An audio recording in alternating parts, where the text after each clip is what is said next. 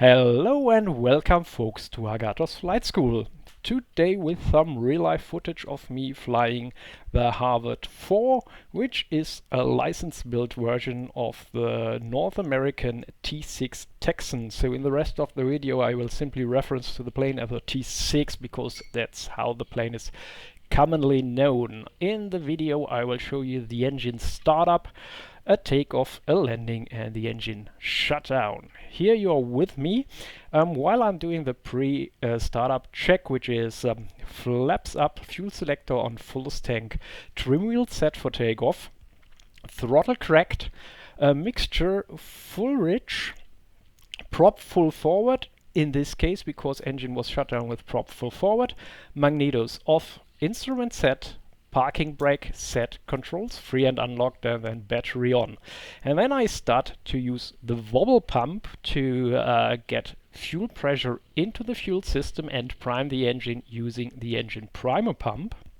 For safety reasons we always have a fire guard placed next to our radial engines if possible, so someone is there in the case that you get a carburetor fire or exhaust fire or something like that. Now I'm ready to start up, so I check if the fire guard is placed, magnetos off, prop clear, and then I engage the starter.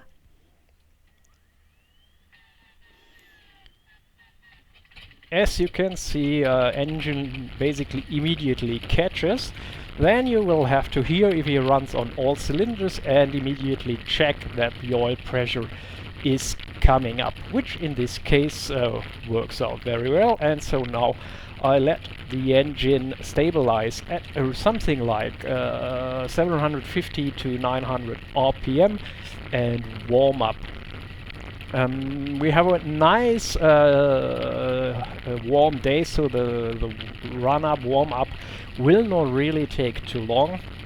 Now I do the after engine start checklist, which is normally here. I lock the primer pump, I get the generator on, I get the radio and avionics on, and then I check the hydraulic system by putting down the flaps, seeing if the flaps extend fully, that the oil pressure then is, the hydraulic pressure then is coming back up, and then I get the flaps back in, and also when they are fully in I check that the hydraulic pressure is up again. Then we just wait till the temperature of the oil rises slowly and check for the other instruments like fuel pressure, oil pressure, just to see that there's nothing wrong with the engine. And when that is done we can start to taxi. You see me looking out here. I taxi even if it's not so warm with the canopy open, so I have a good field of view. The T-6 has a lockable tail wheel which is engaged if you have the stick neutral or back, and then you have about 15 degrees left and right. If you want to have the tail wheel completely free swiveling, you will have to push the stick full forward, and then you can turn on the spot. Also, I would recommend not to really have one of the main wheels completely stopped because the wear on the tire is then just too high. But if you unlock the tail wheel you can make much tighter turns. I have just checked that my the guy in the back seat, a friend of mine, is ready to go. I checked nothing is in front of me, and then we will slowly throttle up, and also I've taken care that there's nothing behind me that I will blow away. And here we go. I have cut out most of the taxi sequence which will follow up to the run-up position, just because I find it boring if you just see me taxiing in S-turns. Here we now approach the run-up position. As you can see, we operate here from an airfield which has both a grass strip and a concrete runway, and I will use the grass strip. Important to note, the grass strip is rather bumpy, and I always have to keep in mind that once the plane starts to just jump a little bit, I don't force it into the air, but wait till it has the correct speed and I can lift off. Run-up is pretty straightforward. You increase the power, and then you basically check the magnetos, left, right. If the drop is correct, then if the prop is working, pulling it through 3 times. Carburetor heat check, and then idling RPM check. You also just saw that the picture for one frame turned upside down. In my action camera, the gyro seems to be a little bit sensitive, and there is no option to disable it, and so especially in the takeoff sequence you will have a couple of frames where it simply turns upside down, so don't be confused by this. The pre-takeoff checklist is, as in all American planes, clockwise through the cockpit. Flaps either fully retracted or 10 to 50 degrees. Fuel selector on fullest tank. Mixture full rich, which in the case of this license build version is fully back because it has a British style mixture. Prop full forward. Trim wheel set to takeoff position. Magnetos both. Instrument set.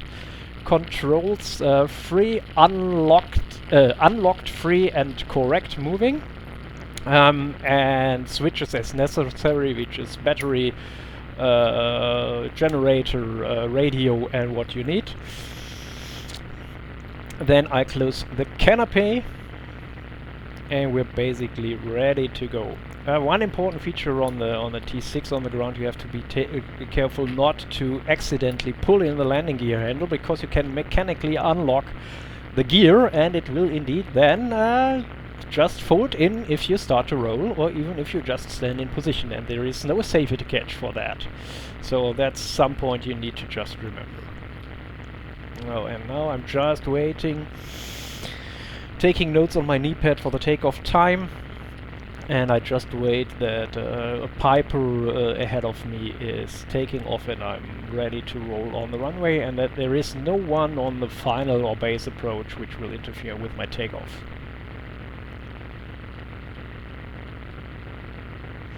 You will also clearly hear the sound change. The T-6 on takeoff is pretty loud because the propeller tips will reach the speed of sound. And so if you wonder, after takeoff we will pretty fast reduce the power setting and especially the RPM, so that the noise is not so bad for the surroundings of the airfield. Takeoff is straightforward. Roll on, line up, check the wind, take corrections on the controls if necessary if you have a crosswind, and then, as the handbook says, apply the throttle smooth but firmly. The thing you need to try to avoid on the T-6 is to overboost the engine. And when you apply the throttle smooth and firmly, you will have a very good feeling on your right foot to be able to counter the torque. I take off with a T6, not really I take off in the T6 in a tail low position, so I just slightly lift the tail off the ground and then, but keep the tail pretty low and then just let the plane fly itself off. You will notice the bumps in the runway where the plane seems to lift off, but I just let her build speed up. Right after liftoff, when the climb rate and speed is secured, you will see me going down and pulling the landing gear lever up, which is the first item.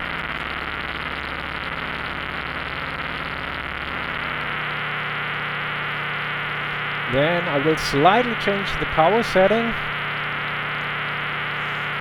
check for correct climb speed, checking the altitude, and then the flaps also come up.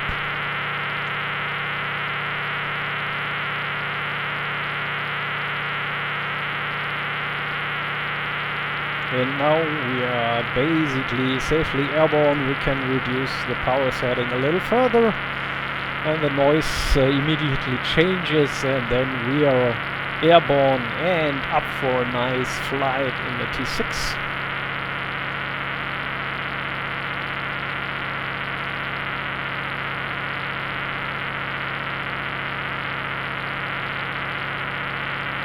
And here in the next sequence I'm approaching, turning into the downwind leg.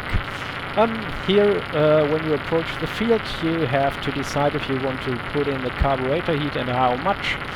Get the mixture to a full rich again, reduce the speed. If you want to pull out flaps, you have 110 knots limiting speed. Here is 130 or 135. A beam of my landing point, I will get the gear out and check that I have 2 green lights and can see the lock pins. You will also have a very distinctive sound when the gear is locked into place. Turning into the base, we will drop the flaps a little further and stabilize our speed at something around 19 knots. Shortly before I will turn into final, I will usually do a so-called Gumpf check in this plane, which means G for gas, U for undercarriage, M for mixture, P for prop, and F for flaps. This is a very good universal check you can do because you basically don't forget any important part that you have to set in any plane you fly. When we enter the final, I will drop the flaps to 30 degrees. On this particular grass strip with roughly 1 kilometer space, I don't use 45 degrees, not necessary. And in the short final, the prop will come forward. I was also lucky that this approach was filmed from the ground. This was not intended, but you will see the landing and touchdown in the upper right hand corner. One thing I have to note here is that I should have flared a little, just a very tiny little bit, maybe half a second earlier, and kept the plane floating a little longer. As you will see, especially from the outside, I basically reached 3-point attitude just the moment the wheels hit the ground, and so it's a little bit, it could be a little bit better. So a perfect landing would have been flared a little bit earlier. And you will really see the bumps if we now land. You see there is the touchdown and then come the bumps. You see, especially in the cockpit versus outside view, how different it looks and feels. In the T6 you basically sit on the main wheels, and so you really get every bump there is, you will feel. So now we are safely on the ground. Keep your direction stick ideally fully back, so you have the secured that you have the tail wheel steering to help you keep the direction. Then we roll off the runway, and once we are secure off the runway, don't interfere with anyone taking off or landing. We get the flaps back in and we do the carburetor heat off if we had it. Also, canopy open, so I again have good view all around, and we taxi back after a nice flight in the T6 to shut down the engine and park the airplane. Here I just roll into my parking position. I will be honest, because it's a little bit the spot is pretty tight. I don't turn the plane around using power. I just park her this way, shut her down, and then we will turn her by hand. It's much safer than to turn around with power. You shut down the radio and the avionics, and then you will slightly throttle up to around 1000 RPM, do a Mach check, and then you pull the mixture to idle cutoff, which in this case is fully forward. You have to move it past the little security latch on the throttle, and then the engine stops, and once it stops, magneto's off, all remaining other switches off, and controls locked. So folks, I hope you enjoyed this video where I flew and demonstrated the T-6. The T-6 has all systems that are common in a fighter aircraft of World War II, and because of this, even today, it's possibly the greatest trainer airplane to prepare for warbirds. Always happy hunting, folks, and always happy landings. See you again here at Agathos Flight School in the future. Bye bye!